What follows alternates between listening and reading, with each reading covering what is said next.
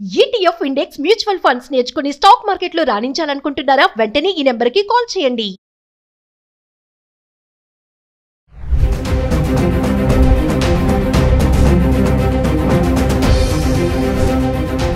నమస్తే మ్యామ్. నమస్తే ma'am. Ma'am, ఇప్పుడు మనము ఏదైతే అహ్మదాబాద్ ఇన్సిడెంట్ తీసేసుకుంటే ఆ ఫ్లైట్ క్రాష్ అయింది 12th 6th 2025 అంటే రీసెంట్. ఆ రోజు నుంచి వెళ్ళి ఈ రోజు వరకు చాలామంది వాళ్ళ బాడీస్ని కావాలి అని చెప్పేసి వాళ్ళ డిఎన్ఏ టెస్ట్లు చేయించుకు వెయిట్ చేస్తున్న వాళ్ళు ఉన్నారు. ఇప్పటి వరకు 12 డెడ్ బాడీస్ అన్నీ కూడా వాళ్ళకి హ్యాండ్ ఓవర్ చేయడం జరిగింది. మిగతా వాళ్ళ కోసం అలాగే ఆ హాస్పిటల్ ముందు నిల్చొని ఉన్నారండి. అంటే చూస్తుంటే చాలా హృదయ విదారకంగా కనిపిస్తున్నారు ఒక్కొక్కరి కళ్ళల్లో. ఆ రోజు నుంచి ఈ రోజు వరకు ఏకదాటికి కన్నీరు తప్పించి వాళ్ళకి ఇంకా స్పీచ్లెస్ మేడం.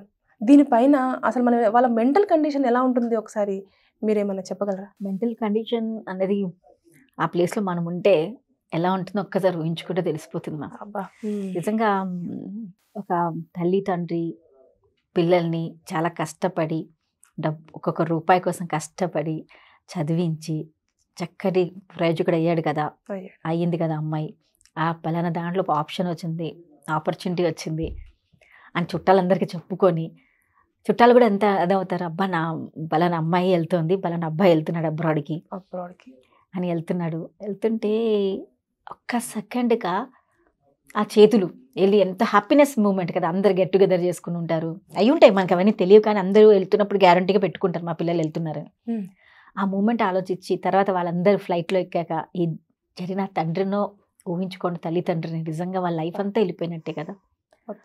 బతుకుతున్నారే తప్ప దేనికి తెలీదు. ఇవాళ మీరు అన్నట్టు డిఎన్ఏ టెస్ట్ కోసం వస్తుంటే వాళ్ళు ఒకప్పుడు డిఎన్ఏ టెస్ట్ దేనికి యూజ్ చేయాలి అసలు అయితే, ఏదో పిల్లలకి ప్రాబ్లం ఏదైనా అయినప్పుడు ఈ టెస్ట్ వల్ల ఏదైనా మనం ఏమైనా చేయగలుగుతామా, లేకపోతే ఇది ఈ పర్టికులర్ స్పీషీస్ ఎక్కడిది, ఈ డిఎన్ఏ టెస్ట్ ద్వారా ఎవరికి చెందిందో తెలుసుకోవడానికి మనం మోస్ట్లీ ఇలాంటివి చేస్తూ ఉంటాం, కేస్ స్టడీస్ దేనికైనా.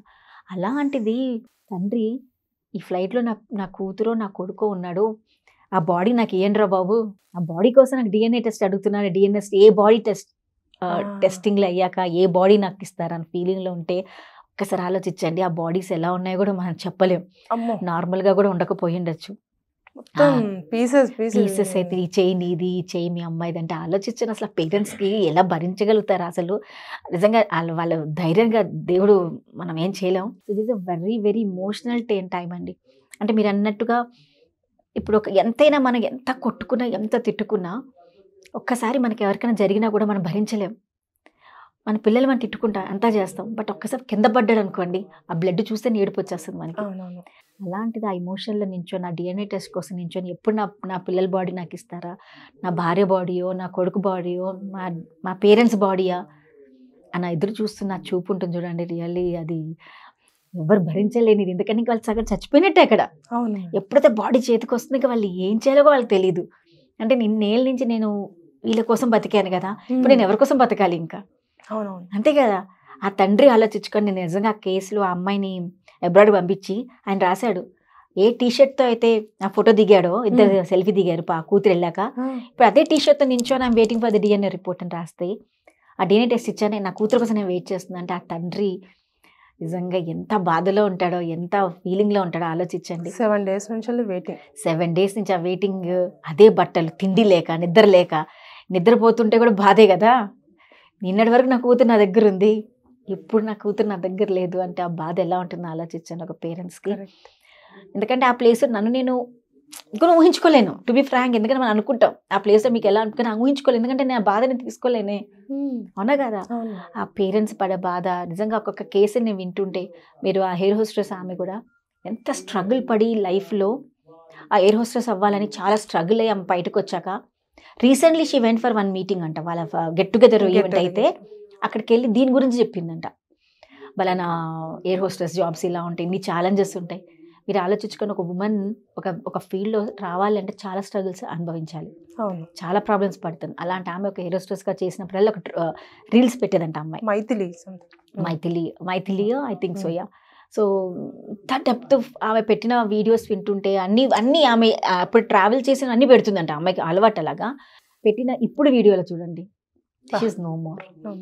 ఎంత బాధ అనిపిస్తుందంటే అసలు ఆ వ్యక్తి ఏదో మనకు చావు వచ్చింది అనుకోండి, అనారోగ్యంగా మనం పోయామంటే okay, parents family will prepare for that. అరే ఇతనికి ఏదో అయ్యింది, అతను 1 month 2 months 3 months చనిపోతారంటే బాధ అనిపించేది. బట్ ఏమి తెలియకుండా బట్ ఇంకొక 1 day they reach their destination, they going to start a new life, the new opportunities all around them. ఎంతమంది ఫ్యామిలీ యూనియన్ కూడా అవ్వాలి వెళ్ళారు, చాలా వాళ్ళ ఫ్యామిలీని కలవడానికి వెళ్ళారు. ఎన్నో రోజులు ఇక్కడ జాబ్ చేసుకుంటున్నారు, ఇప్పుడు అక్కడికి వెళ్ళి వాళ్ళ హస్బెండ్ కలవడానికి వెళ్ళే వాళ్ళు చాలా మంది ఉన్నారు. హస్బెండ్ వచ్చి పిల్లల్ని భార్యని కూడా తీసుకెళ్ళిన ఆ డాక్టర్ ఉన్నారు. నిజంగా అక్కడ ఆ నాన్నగారు అండి, ఆ తండ్రి కూడా పెట్టారు. నా మనవడికి 2 వాళ్ళ ఆయన మనవడంట ట్విన్స్. అప్పుడు August 15th అబ్బాయి 5 years అవుతారంట ట్విన్స్. వాళ్ళు వెళ్ళే ముందంట ఆయన మీద పడుకున్నారంట 2. ఆ తాతగారికి ఎంత బాధ ఆలోచించారు, నా కొడుకు 4 ఏళ్ళ నుంచి ఉన్నాడు, ఇప్పుడు వచ్చి ఫ్యామిలీని తీసుకెళ్తా అంటే ఇప్పుడు నేను ఎవరున్నారు నాకు అన్నాడు ఆయన. నిజంగానండి అది ఆ మూమెంట్, ఆ తండ్రి అక్కడ కూర్చొని మాట్లాడుతుంటే కళ్ళల్లో అయితే నీళ్ళు, అంటే ఇంకా మనిషి జీవితం అన్నట్టు ఒక చుక్కలు లాంటిది ఆకు మీద, అంటే ఏ టైంలో కిందపడిపోతుందో కూడా తెలియదు అన్న సిచ్యువేషన్ చూపించారు. అదైతే వాళ్ళు ఉంటే వాళ్ళందరూ వెళ్ళిపోయేవాళ్ళు కదా లండన్ లో, ఫ్యామిలీ గెట్ టుగెదర్ చక్కగా 4 ఏళ్ళ నుంచి ఆమె విడిగా ఉంది పిల్లల్ని వేసుకొని. ఆమె ఇంకొక రోజులో లండన్ రీచ్ అయితే again they have started the new life. పిల్లలు అంటే చిన్న పిల్లలు, వాళ్ళు ఏమి చూడలేదు ప్రపంచాన్ని. ఆ బాధాకరమైన అది ఆ క్రాష్ లో ఎలా అయ్యారో కూడా మనకు తెలియదు, పిల్లలు ఎలా ఉన్నారో కూడా మనకు తెలియదు. ఆ బాడీ ఇస్తుంటే తాతగారు మనసు ఎలా ఉంటుందో ఆలోచించండి. అప్ప అంత పెద్ద ఫ్యామిలీని తీసుకొని ఇదండి మీ బాడీ, ఇదిగో మీ DNA వీళ్ళకి మ్యాచ్ అయింది, ఇది మీ బాడీస్ ఇస్తుంటే ఆయన అసలు ఎలా తట్టుకుంటాడో ఆలోచించండి. అక్కడే ఆయన పని అయిపోతుంది అసలు అయితే. నిజంగా ఒక తండ్రికి ఇదిగో నీ కూతురు బాడీ అంటే, ఇదే నా కూతురు ఇన్నేళ్ళని కష్టపడి పెంచానే దాన్ని, ఇవాళ నా బాడీ ఇచ్చారు, నేను ఏం చేయాలి బాడీతో అన్న ఫీలింగ్ ఉంటుంది. ఆ టైంకి డిన్నర్ కోసం వెయిట్ చేస్తున్నారు కానీ తర్వాత ఏం చేయాలో కూడా వాళ్ళు తెలియదు. సో దిస్ ఈస్ హ్యాపెండ్ అండి. ఈ కేసెస్ ఎమోషనల్గా మనం ఎంత స్ట్రాంగ్ అవ్వాలనుకున్నా ఇది మనని మాత్రం బాధపడుతుంది. హాస్పిటల్ ముందు అయితే అసలు అందరూ ఇలా రెడీగా ఉన్నారు, ఎవరు వస్తారా, ఎప్పుడు ఎవరు తీస్తారా. హాస్పిటల్లో వదిలేసిన ఫ్లైట్ అయితే ఓకే, అక్కడ మెడికోస్ ఎంత కష్టమండి. అంటే వాళ్ళు ఆ కాలేజీలో తినడానికి కూర్చుని నోట్లో ముద్దుండగానే ఇలా క్రాష్ అయిపోయింది. వాళ్ళ పేరెంట్స్ ఆలోచించారు, ఫ్లైట్ లో కూడా లేరు, ఆకలేసి కడుపు నిండా తిందామని వచ్చారు. వాళ్ళు వచ్చినందుకు అసలు ఇంకా వాళ్ళకి అదే రోజు చివరి రోజన్న పైనుంచి వెళ్ళి వచ్చి టక్కున పడిపోయి ఇలాంటి సంబంధం లేని పర్సన్స్ అందరు కూడా అందులో చనిపోవడం, అది ఊహించుకుంటే యాజ్ అ మదర్గా నాకు చెప్పడానికి కూడా రావట్లేదు. ఎందుకంటే మన అంతే కదా, ఒక వయసు అంటే ఒక అర్థం ఉందిలేండి, పెద్దవాళ్ళు అంటే ఒకటి, మన పిల్లలండి మనం ఎంత గారంగా చిన్న దెబ్బ తగిలితేనే మనం భరించలేని వాళ్ళం. అలా పిల్లలు అనుకోకుండా అయిపోతే నిజంగా ఇట్ ఇస్ చాలా చాలా కష్టం. అంటే ఇవాళ వెళ్ళిన నా కొడుకు నా కూతురు మళ్ళీ రాదు అన్న తటప నా తండ్రికి అక్కడ నించొని, తల్లిదండ్రులు అక్కడ నించొని వెళ్ళే వాళ్ళు ఇలా వస్తున్నారన్న బాధ.